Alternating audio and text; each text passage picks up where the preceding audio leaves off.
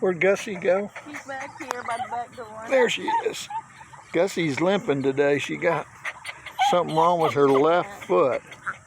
I see her limping bad. She can't hardly walk on it yet. As you can see, Lolly's fascinated by the geese. And there's little Junior.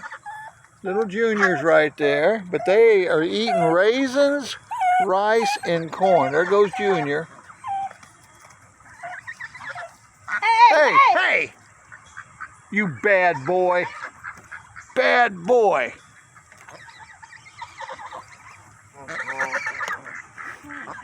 They had a hold of her feathers.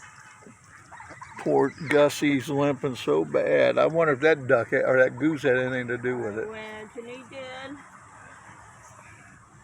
See, Lolly's being a good girl, honey. Look at her. He chased Junior clean off. Oh, that stinks. That's all right. They got theirs first. Yeah.